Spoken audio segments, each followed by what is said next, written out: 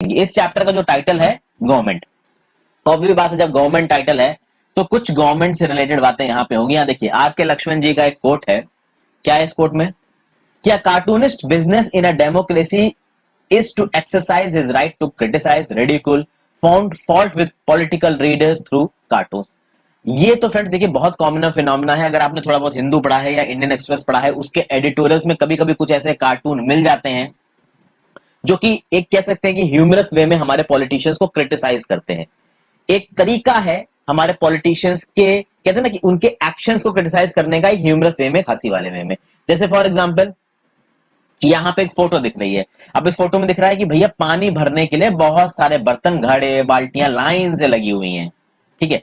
तो ये क्या दिखा रहा है, ये इतनी लंबी लाइन बर्तनों की क्या दिखा रही है कि भैया एक जगह के लोगों को बहुत दूर जाके पानी मिलता है। तो एक पॉलिटिशियन यहाँ पे खड़े होकर क्या बोल रहा है, not bad, one of the taps in near by villages must be getting water. यानी कि कोई बुरी बात नहीं है, इस विलेज के पास कोई दूर में कोई विलेज होगा, वहां पे तो पानी आ ही रहा होगा। यानी कि इस पॉलिटिशियन का यह कहना है कि भले ही जो विलेज है उसमें पानी नहीं आ रहा, कोई बात नहीं, आसपास के किसी गांव में तो पानी आ ही रहा होगा, इनको कैसे ना कैसे करके पानी तो मिल ही जाता है। तो this is a sort of ridiculing him. फिर यहाँ पे इसमें आपको दिख रहा है कि एक नेता को गार्लैंड पहनाया, फूल माला पहनाया, उसके चक्कर में वो गिर गए। तो आपने लगा बताइए, देखिए क्या लिख रहा है, I told him to make the garland smaller, he is a frail old man and wouldn't be able to stand the weight of such a huge garland. यानी कि ये बहुत ही बूढ़े आदमी हैं, थोड़े कमजोर हैं, इनके लिए छोटा गार्लैंड बनाने को कहा गया है। तो इतना बड़ा गार्लैंड पहना दिया इनके बर्थडे पे, इनको ये गिर गए हैं, थोड़ा छोटा बनाते, इतने बड़े गार्लैंड का वजन ये कैसे झेलेंगे। कहने का मतलब है कि जब ये गार्लैंड का वजन नहीं झेल सकते तो इतना तगड़ा जो प्रेशर है लोगों का इनके कंधों पे, लोगों के लिए काम करने का, उसको ये कैसे झेलेंगे। तो इस तरीके से कभी कभी पॉलिटिशियंस को, जो हमारे न्यूज़पेपर के एडिटोरियल्स होते हैं या मैगजीन्स होती हैं, वहां पे कार्टून्स कुछ इस तरीके से फिगर बना के इनको रिडिक्यूल करते हैं ह्यूमरस मैनर में, ठीक है, ताकि लोगों की जागरूकता बढ़े दुनिया में क्या हो रहा है। कभी कभी ये कार्टून्स आप कह सकते हो न्यूट्रल होते हैं, कभी कभी ये कार्टून्स बायस्ड होते हैं, वो तो आपकी सोच पे डिपेंड करता है। अब शुरू करते हैं चैप्टर 3, व्हाट इज गवर्नमेंट। तो देखिए यहाँ पे लिखा हुआ, you must have word government mentioned several times in this chapter, you will learn about what a government is, an important role it plays in our lives, what do governments do, how do they decide what to do, what is the difference between different types of government such as monarchy and democracy. बहुत ही basic है। Government नाम के शब्द का इस्तेमाल कई बार हुआ है, वैसे तो मैंने इसका मतलब आपको बताया है। यहाँ पे आपको ये समझ में आएगा कि गवर्नमेंट होती क्या है और ये गवर्नमेंट हमारी लाइफ को किस तरीके से अफेक्ट करती है, ये गवर्नमेंट एक्चुअली में करती क्या है, और ये कैसे इस बात को डिसाइड करती है कि क्या करना है। अलग अलग तरीके की जो गवर्नमेंट से पूरी दुनिया में, जैसे कुछ जगहों पे तानाशाही है, मोनार्की है, वो क्या चीज है, डेमोक्रेसी जहां लोग इलेक्ट करते हैं गवर्नमेंट को, वो क्या चीज है, ये सब कुछ आपको इस चैप्टर में जानने को मिलेगा। कुछ हेडलाइंस दे रखी है यहाँ पे, नीचे एक चीज देख लेते हैं कि look at the newspaper headlines above and list the different kinds of activities that the government is reported to be doing in this newspapers headlines। तो इन हेडलाइन से ये आइडिया लग रहा है हल्का फुल्का कि गवर्नमेंट करता क्या है। जैसे for example, government sought to protect the rights of unorganised worker. तो जो अनऑर्गेनाइज्ड वर्कर्स फैक्ट्रीज में काम करते हैं, उनके राइट्स को प्रोटेक्ट करने का काम गवर्नमेंट करती है। कैसे करती है, तो भाई गवर्नमेंट लेबर लॉज बनाती है। अब ये लेबर लॉज न्यूज में भी थे क्योंकि बहुत सारे लेबर लॉज को डिफाई किया था यूपी गवर्नमेंट ने, ठीक है। तो इस तरीके की चीजें गवर्नमेंट करती है। तो लोगों के जो जो आप कह सकते हो कि अच्छा देखिए, एक चीज होती है ऑर्गेनाइज सेक्टर्स, एक चीज होती है अनऑर्गेनाइज सेक्टर। सबसे पहले तो आप ये समझिए कि ये क्या होते हैं, ऑर्गेनाइज्ड वर्कर्स क्या होते हैं, अनऑर्गेनाइज्ड वर्कर्स क्या होते हैं। देखिए ऑर्गेनाइज्ड वर्कर्स वो होते हैं फ्रेंड्स जो किसी एक फर्म में, चाहे वो प्राइवेट फर्म हो चाहे वो गवर्नमेंट फर्म हो, उसमें परमानेंट एम्प्लॉयमेंट में हो, कॉन्ट्रेक्चुअल एम्प्लॉयमेंट में नहीं हो। एक एग्जाम्पल देता हूं मैं आपको। आप मान लीजिए कि एक पीएसयू है, कोई भी, अब मैं किसी पीएसयू का नाम नहीं लेना चाहूंगा, उस पीएसयू में बहुत सारे जो वर्कर्स होते हैं वो परमानेंट एम्प्लॉयज होते हैं और बहुत सारे जो वर्कर्स होते हैं ना वो कॉन्ट्रेक्चुअल एम्प्लॉयज होते हैं।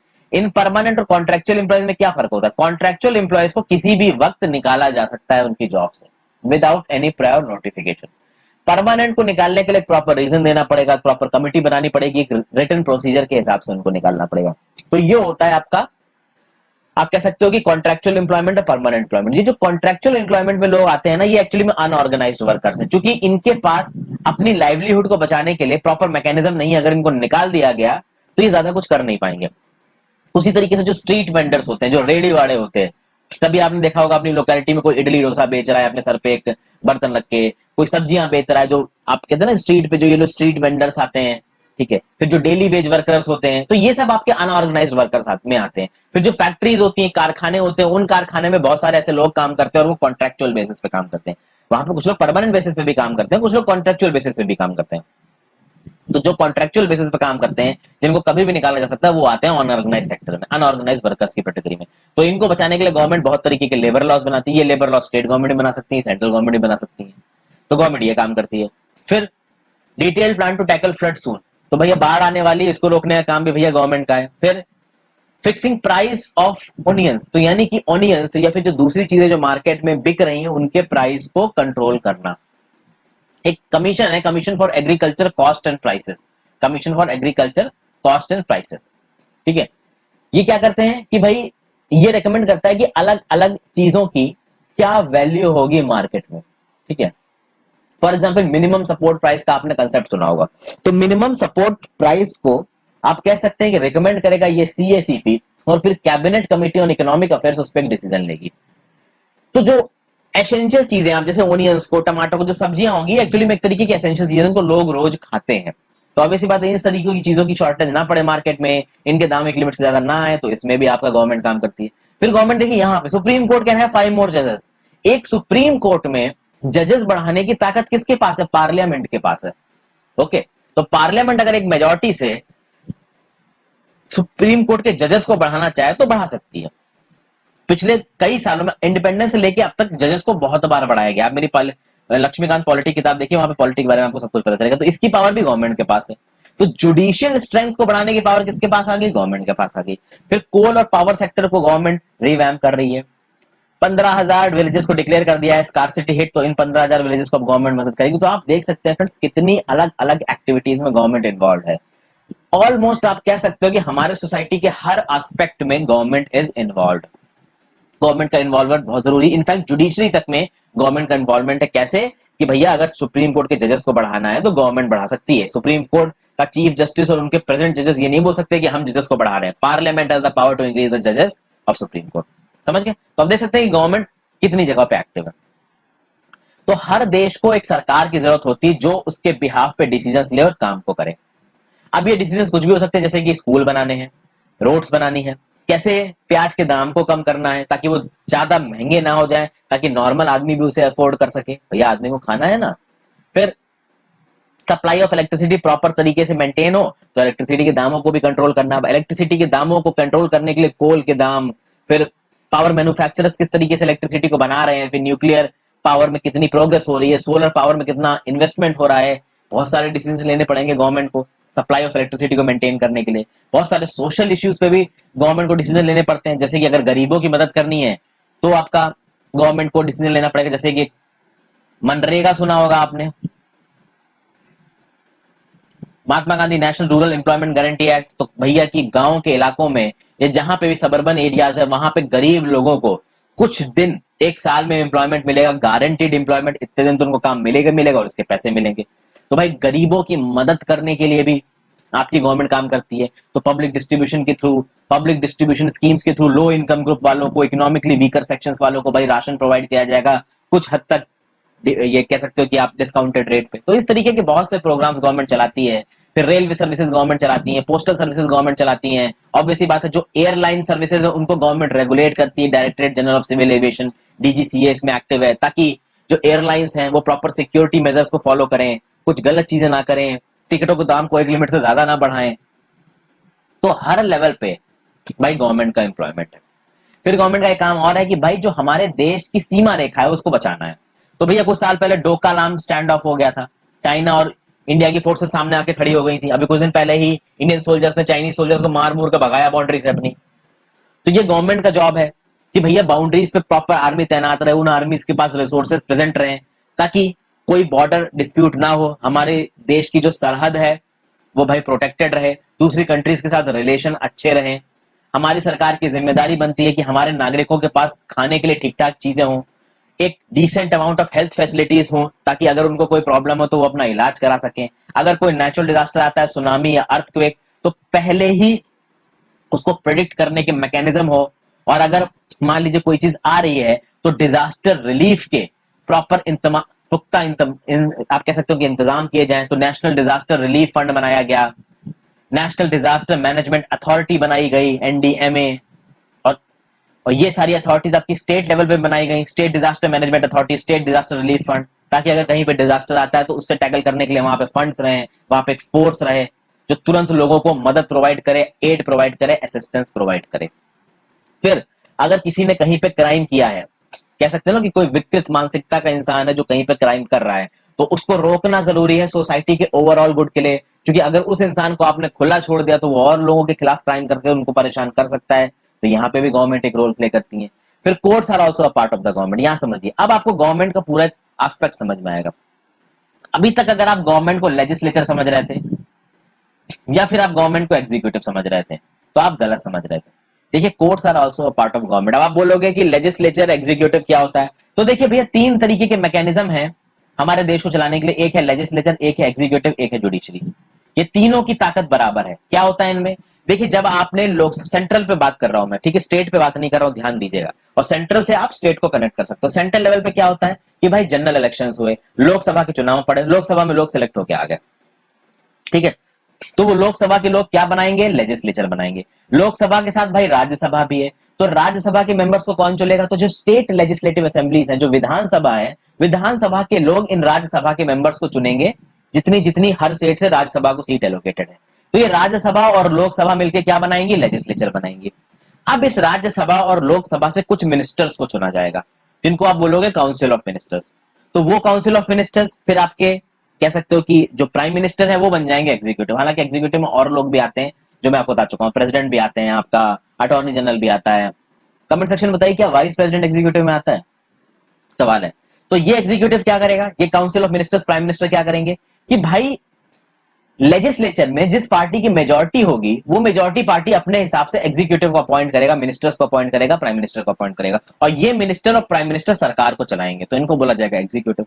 और जुडिशरी है सेंट्रल लेवल पे सुप्रीम कोर्ट, यानी कि अगर किसी की फंडामेंटल राइट्स वॉलेट कर रहे हैं तो सुप्रीम कोर्ट उस चीज को देखेगा। अगर लेजिस्लेचर या एग्जीक्यूटिव अपनी हद को पार कर रहे हैं, कोई एक ऐसा लॉ बना रहे हैं जो हमारे basic structure of the constitution के अगेंस्ट जाएगा, तो जुडिशरी इसको नल एंड वॉइड कर सकता है। तो लेजिस्लेचर, एग्जीक्यूटिव, जुडिशरी तीनों मिलकर पूरी देश को चला रहे हैं। तो आप बोलोगे कि भाई judiciary is not a part of the government, but yes, courts are also the part of the government. जो हमारी जुडिशरी है ना, वो भी हमारी गवर्नमेंट का हिस्सा है, क्योंकि वो भी जस्टिस पहुंचा रही है लोगों तक। लोगों के साथ सही हो, और लोगों के साथ सही होने में जुडिशरी का, कोर्ट्स का भी एक बड़ा रोल प्ले करता है। इसलिए कोर्ट्स को भी आप कह सकते हो कि they are also a part of the government. यानी गवर्नमेंट की कोई भी ब्रांच गवर्नमेंट होगी। फॉर एग्जाम्पल, अब आप मान लीजिए कि एक बैंक है, फॉर एग्जाम्पल पंजाब नेशनल बैंक। अब पंजाब नेशनल बैंक में मेजर जो आप कह सकते हो शेयर होल्डर है, वो गवर्नमेंट ऑफ इंडिया का है, ठीक है, तो ये एक सरकारी बैंक हो गई। तो Punjab National bank is also a sort of government. आप समझ गए ना, क्योंकि वो स्टेट की रिप्रेजेंटेटिव है, उसमें स्टेट का मेजोरिटी कंट्रोल है। वहीं पे अगर कोई कंपनी, मान लीजिए रिलायंस इंडस्ट्रीज हो गई, तो रिलायंस इंडस्ट्रीज एक प्राइवेट इंडस्ट्री है, उसके ऊपर भाई कुछ इंडिविजुअल्स का बड़ा शेयर होल्डर है, सरकार की उसमें शेयर होल्डरशिप बड़ी नहीं है, तो ऑब्वियस सी बात है रिलायंस गवर्नमेंट नहीं है। तो अब आपको समझ में आ रहा है कि गवर्नमेंट यहाँ पे क्या है? जो जो चीजें भी लोगों तक इंसाफ को पहुंचा रही हैं, लोगों के लिए काम कर रही हैं, वो आपकी गवर्नमेंट का हिस्सा हो जाएंगी, स्टेट का हिस्सा हो जाएंगे। अब सवाल ये उठता है कि भैया इतनी बड़ी है अगर हमारी गवर्नमेंट, हमारी स्टेट, तो वो ये सब मैनेज कैसे कर रही है? और अगर गवर्नमेंट काम करना बंद कर दे तो क्या सब कुछ सही होगा? बिल्कुल सही नहीं होगा। देखिए दोस्तों, फ्रेंड्स, अगर कहीं पे भी एक सेटल्ड सिविलाइजेशन हुई है, तो उस सेटल्ड सिविलाइजेशन के कुछ रूलर्स भी हुए हैं। क्योंकि अगर सेटल्ड सिविलाइजेशन के रूलर्स नहीं होंगे, कुछ लोग उसको लीड करने के लिए नहीं होंगे, तो फिर वो एनार्की बन जाएगी, हर कोई अपने हिसाब से कुछ भी कर रहा होगा। इसलिए कुछ अमाउंट ऑफ ऑर्गेनाइजेशन बनाने की जरूरत है, एक हायरार्की बनाने की जरूरत है, जिसमें कुछ लोग लीड करेंगे। वो जो लीडर्स हैं वो नीचे के लोग ही चुनेंगे, और वो लीडर्स उन लोगों के बिहाफ पे रूल करेंगे। कुछ नियम होंगे जो सब पे एप्लीकेबल होंगे, including those leaders and people. देखिए, तो हम लोग यहाँ पे देख सकते हैं कि कुछ एग्जांपल्स देखें हमारे गवर्नमेंट के, तो भैया सुप्रीम कोर्ट गवर्नमेंट का पार्ट है, भारत पेट्रोलियम जो कि majority stake holder Bharat Petroleum में गवर्नमेंट के, तो गवर्नमेंट का पार्ट है। इंडियन रेलवेज भी ऑब्वियसली बात है, मेजॉरिटी स्टेक होल्डरशिप गवर्नमेंट के पास है, तो गवर्नमेंट का पार्ट है। अब तो भाई रेलवे बोर्ड बन गया है। तो यहाँ पे बहुत आसानी से बता सकते हो, can you list 3 things that government does which have not been mentioned? भैया बहुत आसान है भाई। पुलिस सर्विसेज कौन प्रोवाइड करता है? गवर्नमेंट प्रोवाइड करती है। म्युनिसिपैलिटी से जो पानी आ रहा है आपके घरों में, वो कहां से आ रहा है? गवर्नमेंट प्रोवाइड कर रही है। बतेरी चीजें जो गवर्नमेंट प्रोवाइड कर रही है, तो ये आपको बताने की जरूरत नहीं। फिर देश को चलाने के लिए कुछ नियम बनाने की जरूरत है, और वो नियम ऐसे होने चाहिए जो सब पे एप्लीकेबल हो, सब लोग इनको फॉलो करें। फिर हमारे देश में बहुत सारे रिसोर्सेज हैं, उन रिसोर्सेज पे कंट्रोल जरूरी है, उन रिसोर्सेज को सही जगह पे इस्तेमाल करना जरूरी है। तो ये बात डिसाइड करना कि रिसोर्सेज कहां पे कैसे एलोकेट करने हैं, वो भाई आपका गवर्नमेंट का काम है। तो अभी एक प्रोग्राम आया था HELP, hydrocarbon exploration licensing program, ठीक है। इस हेल्प किस कौन लेके आया था? ऑब्वियसली बात, इसने गवर्नमेंट को रिलीज किया था, गवर्नमेंट ने इसको रिलीज किया था। फिर हमारे देश की टेरिटरी को प्रोटेक्ट करना, अपनी सोवरेनिटी को मेंटेन रखना। सोवरेनिटी मतलब हमारे देश के लोग ही डिसाइड करेंगे कि देश के अंदर क्या होगा, कोई बाहर की पावर हमको नहीं बताएगी कि हमारे देश के अंदर क्या होगा, इसको बोला जाता है सोवरेनिटी। तो इस सोवरेनिटी को मेंटेन करना ये गवर्नमेंट का काम है। गवर्नमेंट को चुनता कौन है इंडिया में? तो लोग चुनते हैं। तो गवर्नमेंट के जो लोग हैं वो लोगों के बिहाफ पे लीड करेंगे, ओके। लोगों के हिसाब पे डिसीजंस लिए जाएंगे और लोगों के बिहाफ पे ही उनको इंप्लीमेंट किया जाएगा। लोगों के पास ताकत क्या है कि 5 साल के बाद इलेक्शन आएंगे और लोग वोट देके इस सरकार को, इस लीडरशिप को उखाड़ के बाहर फेंक सकते हैं अगर इस लीडरशिप ने लोगों के हिसाब से काम नहीं किया तो। अब हम बात करेंगे यहाँ लेवल्स ऑफ गवर्नमेंट की। अब गवर्नमेंट भाई बहुत सारी चीजों के लिए रिस्पॉन्सिबल है, पर क्या गवर्नमेंट एक है? गवर्नमेंट बहुत अलग अलग लेवल पे काम करती है। जैसे कि गवर्नमेंट लोकल लेवल पे काम करेगी। लोकल लेवल पे काम करने की मतलब है भाई 73rd constitutional amendment act, 74th constitutional amendment act के थ्रू आया पंचायती राज और म्यूनिसिपैलिटीज। तो पंचायती राज और म्यूनिसिपैलिटीज है, तो म्यूनिसिपल कॉर्पोरेशन है आपकी बृहन मुंबई की, लखनऊ की है। फिर पंचायती राज, आप गांव में चले जाइए तो हर गांव की या कुछ गांव की मिला के एक पंचायत होगी, वो पंचायत वहां पे कुछ काम करेगी। तो ये लोकल लेवल का आप कह सकते हो कि गवर्नमेंट है। केरला की जो लोकल गवर्नमेंट्स है वो बहुत ज्यादा इफेक्टिव है। मैंने पहले भी आपको बताया था कि जो केरला में लोकल गवर्नमेंट्स हैं, वहां पे जो उनकी लोकल गवर्नमेंट है उनको अच्छा खासा बजटरी वो दिया गया है, इंडिपेंडेंस दी गई है, उनको ठीक ठाक पैसे दिए जाते हैं ताकि वो खुद लोकल लेवल पे जो उनके लिए सही है इस बात का डिसीजन ले सके। स्टेट लेवल पे गवर्नमेंट होती है तो भैया राज्य सरकार होती है। राज्य सरकार में जो स्टेट की लेजिस्लेटिव असेंबली होती है, जो विधानसभा होती है, उस विधानसभा में वोटिंग पड़ती है। वो स्टेट के लोग, जो स्टेट के वोटर सारे जाएंगे उनमें जाके वोट करेंगे, जो जीतेगा भाई वो सरकार बनाएगा। जैसे कि यूपी के सीएम कौन है? योगी आदित्यनाथ। दिल्ली के सीएम कौन है? अरविंद केजरीवाल। हालांकि यूपी दिल्ली सेम नहीं है, क्योंकि दिल्ली एक यूनियन टेरिटरी है, यूपी एक प्रॉपर स्टेट है। कुछ कुछ स्टेट्स में स्टेट लेजिस्लेटिव काउंसिल भी होती है, जिसको आप विधान परिषद बोलते हो। तो विधान परिषद आपकी डायरेक्ट नहीं इलेक्ट की जाती है, बहुत सारे अलग अलग लेवल से जो मेंबर्स होते हैं स्टेट लेजिस्लेटिव काउंसिल की, उनकी वोटिंग होती है, वो मैं आपको बाद में बताऊंगा, उसका टॉपिक नहीं है। और फिर नेशनल लेवल पे सरकार होती है, वो मैंने आपको बता दिया, लोकसभा, राज्यसभा, एग्जीक्यूटिव, ये सब मैंने आपको बता दिया, ओके। तो आप समझ गए कि भाई स्टेट की सरकार कैसी होगी, सेंटर की सरकार कैसी होगी और लोकल की सरकार कैसी होगी, ओके। लोकल गवर्नमेंट के बारे में हम इसी बुक में क्लास 6 की किताब में थोड़ा आगे भी देखेंगे और ये भी बात करेंगे कि भाई स्टेट पे गवर्नमेंट कैसे काम करती है और सेंट्रल लेवल पे गवर्नमेंट कैसे काम करती है। देखिए ये इंडिया का पॉलिटिकल मैप है, ओके, ये आपको नजर आ रहा है, आप पॉज करके इस पे देख सकते हैं। अच्छा, इंडिया के पॉलिटिकल मैप में आपको दो तीन चीजें जानना जरूरी है। 2 जून 2014 को 29th स्टेट बना था तेलंगाना, लेकिन उसके बाद कुछ प्रॉब्लम हुई है। जम्मू एंड कश्मीर जो पहले की स्टेट हुआ करता था, ठीक है, 31 अक्टूबर 2009 को जम्मू एंड कश्मीर से उसका स्टेट का स्टेटस चुन लिया गया और जम्मू एंड कश्मीर को 2 यूनियन टेरिटरीज में तोड़ दिया गया। एक union territory Jammu and Kashmir और एक यूनियन टेरिटरी है लद्दाख। तो आप मुझे कमेंट सेक्शन में बताइए, इसको मैंने पहले वीडियो में बताया कि इस समय इंडिया में कितने स्टेट्स हैं और कितने यूनियन टेरिटरीज हैं, ओके। आगे बात करते हैं लॉज एंड द गवर्नमेंट की। तो गवर्नमेंट क्या करती है, देश में जितने भी लोग रह रहे हैं उनके लिए नियम कानून बनाएगी और जो लोग यहाँ पे रह रहे हैं वो नियम कानून को फॉलो करेंगे। बट ऐसा नहीं है फ्रेंड्स कि देश की जो सरकार है वो अपने हिसाब से नियम कानून बना सकती है, नहीं। देश की सरकार हमारे संविधान में जो लिखा हुआ उसके हिसाब से नियम कानून बनाएगी और हम एज अ सिटीजन हमारे पास ये सहूलियत है कि मान लीजिए देश की सरकार के द्वारा बनाया हुआ कोई नियम कानून हमको समझ नहीं आ रहा है, हमको उससे प्रॉब्लम हो रही है या कोई हमारी कह सकते हो कि फंडामेंटल राइट्स के अगेंस्ट जा रहा है, तो हम कोर्ट के पास जा सकते हैं उस कानून के अगेंस्ट में। तो हम कोर्ट के पास जा सकते हैं उस कानून के अगेंस्ट में। फिर इसके आगे दोस्तों कि भाई अगर गवर्नमेंट के पास डिसीजंस को बनाने की ताकत, और एक बार अगर वो डिसीजंस इन्फोर्स हो गए तो उसको इन्फोर्स करने की ताकत भी डिसीजंस के पास है। अगर आप फिर उस चीज को वायलेट करोगे तो आपको उसका हर्जाना पड़ सकता है। जैसे फॉर एग्जाम्पल नियम कानून है कि भाई मोटर व्हीकल अगर कोई ड्राइव करता है तो उसके पास एक लाइसेंस होना चाहिए। और अभी मोटर व्हीकल अमेंडमेंट जो बिल आया था उसके थ्रू अगर आप ट्रैफिक के नियम कानून को वायलेट करते हैं तो उसकी जो पेनाल्टीज थी वो भी बढ़ाई गई। अगर आप एक व्हीकल को ड्राइव कर रहे हैं और अगर आपके पास लाइसेंस नहीं है तो उसके लिए आपको जेल भी किया जा सकता है या फिर आपके ऊपर पैसे का फाइन लगाया जा सकता है। तो ऑब्वियस सी बात है, ये सब ताकत कहां से आती है? ये सब ताकत इस चीज से आती है कि गवर्नमेंट के पास, हमारी सरकार के पास ताकत है नियमों को बनाने की। ओके, अब देखिए यहां पे डिस्कस करने के लिए पूछा, think of an example of another law, why do you think it is important that people abide by this law. ये चीजें आपको देखिए खुद से देखनी है दोस्तों, अपने नॉलेज एडिशन के लिए। अगर आप क्लासरूम एजुकेशन से पढ़ रहे हैं, पर्सपेक्टिव से देख रहे हैं, अगर आप कॉम्पिटेटिव एग्जाम के पर्सपेक्टिव से देख रहे हो, तो जो कुछ भी मैं बताता जा रहा हूं उसको सुनते जाइए। ओके, फिर आगे देखिए, in addition to any actions that governments can take, there are also steps that people can take if they feel that a particular law is not being followed. If a person feels, for example, that they are not hired for a job because of their religion or caste, he may approach the court and claim law is not being followed.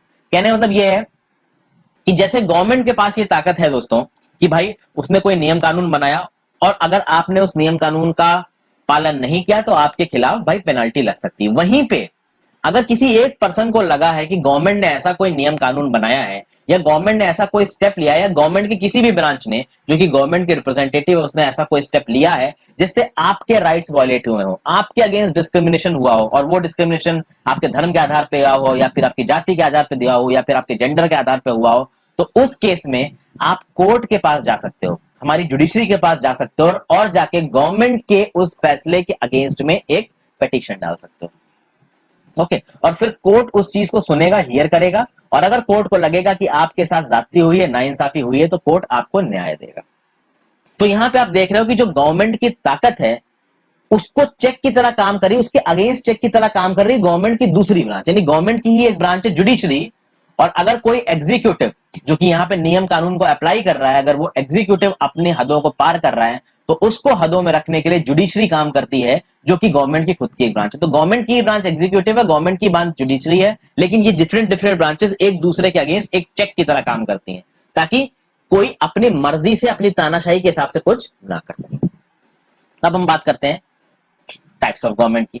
तो who gives the government this power to make decisions and enforce law? ये इस सवाल का जवाब कि भैया government को ताकत कौन देता है कि वो सरकार डिसीजन बनाए और उसका लॉ इन्फोर्स करे। पहली बात तो ये डिपेंड करेगा कि उस देश में किस तरीके की सरकार है। तो हमारे देश में देखिए पार्लियामेंट्री डेमोक्रेसी है दोस्तों, और पार्लियामेंट्री डेमोक्रेसी हमारे देश में कैसे आई? तो भैया हमारे कॉन्स्टिट्यूशन को जब बनाया हमारी कॉन्स्टिट्यूएंट असेंबली में, कॉन्स्टिट्यूएंट असेंबली ने ड्राफ्टिंग कमेटी बनाई। ड्राफ्टिंग कमेटी के हेड थे Shri B R Ambedkar ji. B R Ambedkar ji का एक बहुत मेजर रोल रहा है हमारे कॉन्स्टिट्यूशन को बनाने में। हमारे कॉन्स्टिट्यूशन में लिखा हुआ कि हमारी जो सरकार होगी वो पार्लियामेंट्री डेमोक्रेसी होगी, पार्लियामेंट्री सिस्टम होगा। लेकिन दुनिया में डेमोक्रेसी सिर्फ पार्लियामेंट्री नहीं है, प्रेसिडेंशियल फॉर्म ऑफ गवर्नमेंट भी है दुनिया में। फॉर एग्जाम्पल आप यूएसए में चले जाइए, तो यूएसए में प्रेसिडेंशियल फॉर्म ऑफ गवर्नमेंट, यानी एक पर्सन के हाथ में बहुत ज्यादा ताकत है, जो कि है यूनाइटेड स्टेट्स के प्रेसिडेंट।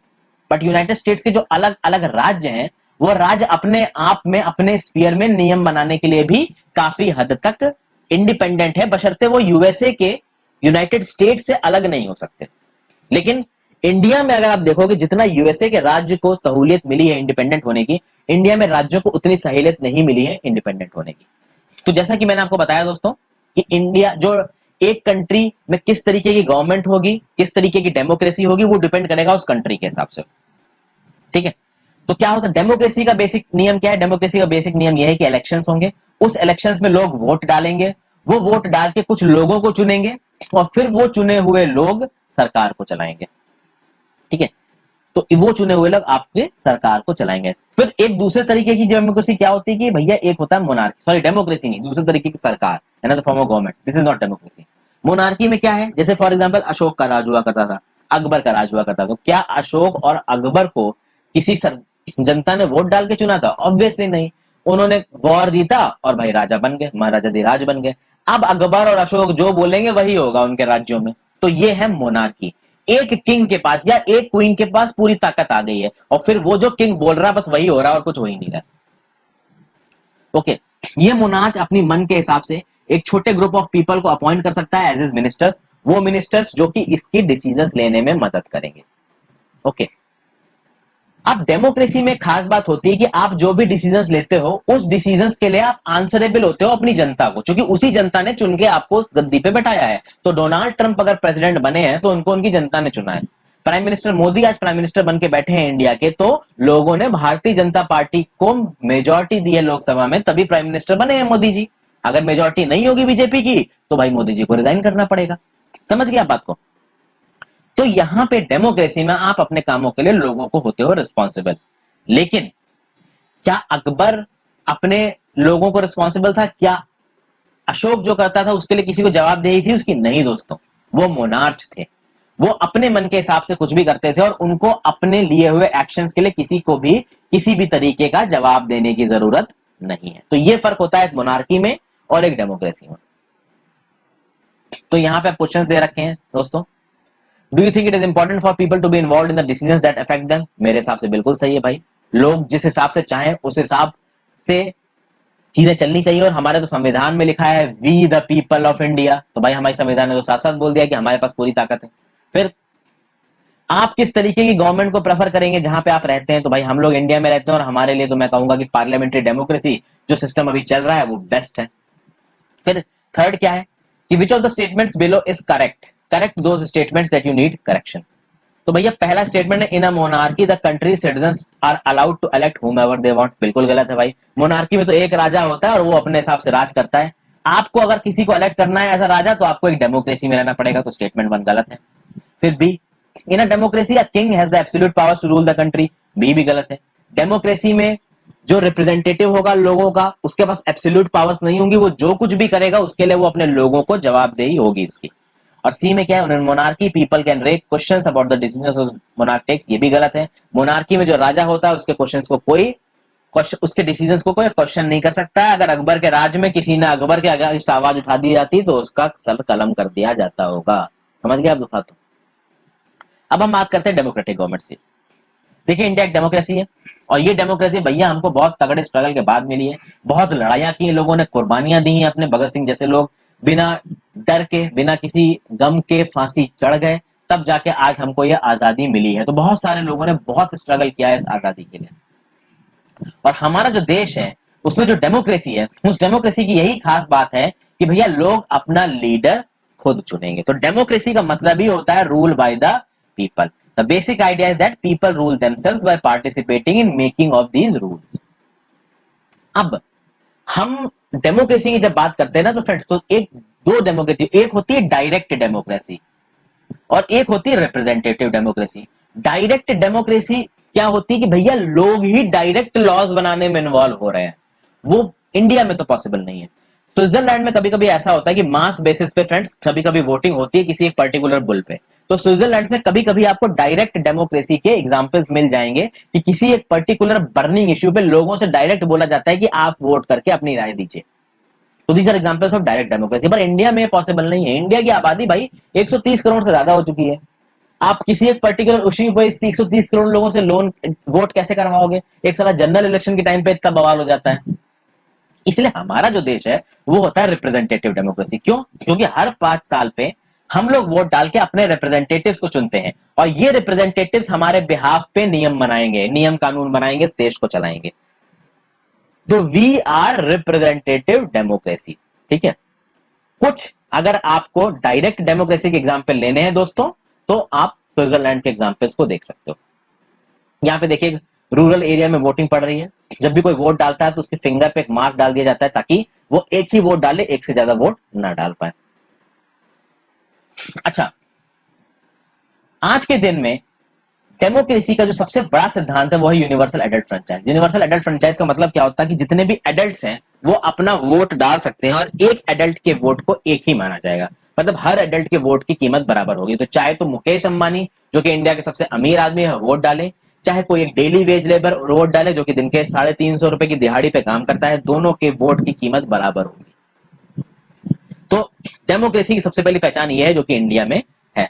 बट ये हमेशा से ऐसा नहीं था फ्रेंड्स। मैंने पहले भी आपको बताया है कि पहले जो सरकारें चुनी जाती थी उसमें बहुत सारे लोगों को तो वोटिंग की परमिशन ही नहीं थी। जैसे कि आजादी से पहले भाई वुमेन कुछ समय देखिए, आजादी से पहले भी बहुत सारे लेवल्स है। बहुत पहले की अगर बात करें तो भाई वोटिंग का सिस्टम ही नहीं था। बाद में थोड़ा बहुत अंग्रेजी सरकार ने वोटिंग का सिस्टम इंट्रोड्यूस किया तो उस वोटिंग के सिस्टम में वुमेन वोट नहीं डाल पाती थी और केवल वो आदमी वोट डाल पाते थे जिनके पास एक मिनिमम अमाउंट ऑफ जमीन है और एक मिनिमम अमाउंट ऑफ वो टैक्स भरते हैं। फिर कुछ दिन बाद कुछ स्पेसिफिक वुमेन्स को वोट डालने का अधिकार दिए गए।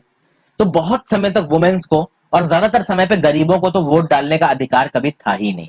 केवल वो लोग वोट डाल रहे थे जो कि मर्द थे, आदमी थे, जिनके पास कुछ प्रॉपर्टी थी, जो लोग एजुकेटेड थे और कुछ हद तक टैक्स भरते थे। तो वुमेन, गरीब, प्रॉपर्टी लेस और अनएजुकेटेड लोग तो एक समय पे वोट ही नहीं डाल पाते थे।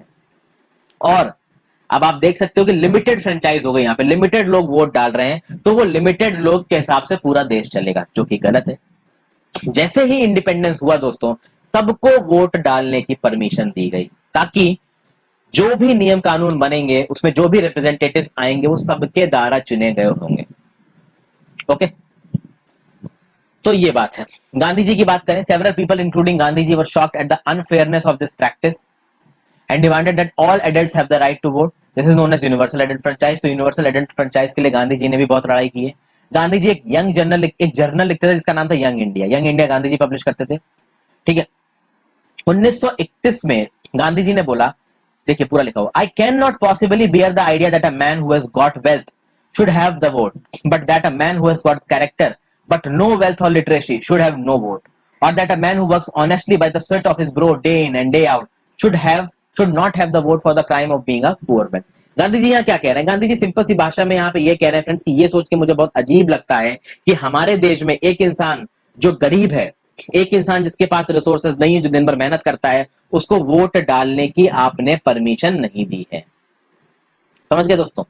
तो गांधी जी ने भी एक बहुत मेजर रोल प्ले किया है वोटिंग को यूनिवर्सल करने में, यानी यूनिवर्सल एडल्ट फ्रेंचाइजी के सिद्धांत को लाने में। ये जो यंग इंडिया नाम का जो जर्नल था, इसको वीकली पेपर कहते थे, हफ्ते में एक बार आता था, और इसको मोहनदास करमचंद गांधी जी ने 1919 से लेके 1931 के टाइम पीरियड में पब्लिश किया है। एक और सिंपल पीस ऑफ इंफॉर्मेशन आपके लिए दोस्तों। तो यहाँ पे कुछ चीजें मैंने खत्म कर दी है यहाँ पे। अच्छा, एक दो चीजें और बची हैं। पहले हम लोगों ने एक शायद नोट छोड़ दिया, इस नोट को देख लेते हैं। वोट्स फॉर वुमेन, यहाँ पे देखिए लिखा है, दुनिया भर में दोस्तों कभी भी गवर्नमेंट ने अपने मन से किसी को पावर नहीं दी है, चाहे वो यूरोप के देश हो, चाहे वो यूएसए हो।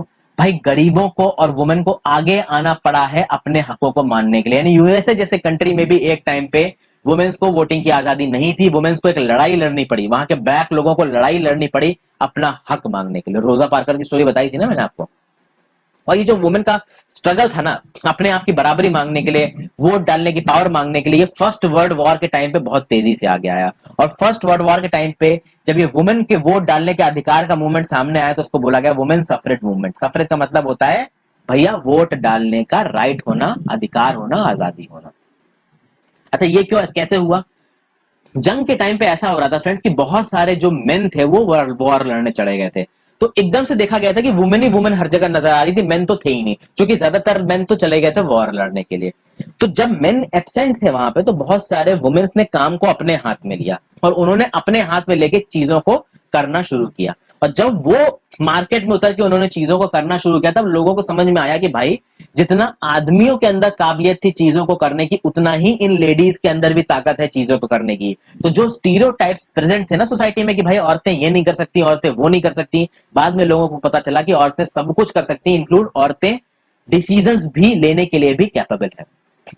फिर the suffragettes demanded the right to vote for all women and to get their demands heard by change themselves heard that एक मिनट देखिए, the suffragettes demanded the right to vote for all women and to get their demands heard they changed themselves to reignings in public places। यानी कि जो सफ्रेगेट्स थे, और इस सफ्रेगेट्स में केवल वुमेन नहीं थी दोस्तों, कुछ मेन भी थे, कुछ एनलाइटेंड मेन भी थे जो वुमेन की वोटिंग पावर के हक में थे। तो इन लोगों ने अपनी डिमांड्स को मनवाने के लिए अपने आप को चेनों से बांध लिया, पब्लिक प्लेसेस में रेलिंग से बांध लिया। मतलब जो उस समय की सरकार थी उस सरकार के सामने ये पब्लिक प्रोटेस्ट कर रहे थे एक नॉन वायलेंट तरीके से। तो बहुत सारे लोगों को जेल करी गई, बहुत सारे लोग हंगर स्ट्राइक्स पे चले गए। एंड में इनको ये हक दिए गए कि भैया अमेरिकन वुमेन को हक मिला राइट टू वोट का 1920 में, यूके में जो वुमेन थी उनको हक मिला 1928 में वोट डालने का। अब चैप्टर को खत्म करने से पहले फ्रेंड्स सरकारों के कुछ काम होते हैं जो हम देख लेते हैं, जो जरूरी है। एक एक्सरसाइज की तरह यहाँ पे दे रखा है, थोड़ा बहुत आपको आइडिया लग जाएगा। कुछ ये एक्टिविटीज आपको करनी है जो आप खुद से करिए, यहाँ पे मैं नहीं करवा रहा हूँ, कुछ चीजें मैं आपके लिए भी छोड़ रहा हूँ। हालांकि कहीं ना कहीं पे ये चीजें मैंने अपनी ज्योग्राफी और अलग अलग वीडियोस में करा रखी हैं। आगे देखते हैं। पहला है the decision of the government of India to maintain peaceful relations with Russia. ये चीज की ताकत किसके पास है? क्या लोकल गवर्नमेंट के पास है? क्या स्टेट गवर्नमेंट? क्या सेंट्रल गवर्नमेंट? नहीं फ्रेंड्स, फॉरेन रिलेशन से जो भी चीजें हैं, फॉरेन रिलेशन से अफेक्टेड सारी ताकत सेंट्रल गवर्नमेंट के पास है। फिर the decision of the government of West Bengal on whether to have board exam in class 8 for all government school. भाई एजुकेशन से रिलेटेड है, स्टेट के पास ये ताकत है। अच्छा आप मुझे बताइए कि एजुकेशन यूनियन लिस्ट में आता है, स्टेट लिस्ट में आता है, कॉन्करेंट लिस्ट में आता है, लेकिन ये जो आपका गवर्नमेंट ऑफ बंगाल ने डिसीजन लिया है ये भाई स्टेट की पावर थी। फिर भाई दो नई ट्रेन चलानी दिब्रुगढ़ और कन्याकुमारी के बीच में, किसके पास ताकत होगी? तो ट्रेन चलाने की ताकत रेलवेज आपकी सेंट्रल के पास है। ओके, एक कॉमनवेल्थ लेके आना है एक गांव के किसी एक पर्टिकुलर एरिया में, तो भाई किसी गांव के पर्टिकुलर एरिया की बात आ रही है तो या तो पंचायती राज आ जाएगा, पंचायती राज आ जाएगा तो लोकल लेवल की पावर हो गई।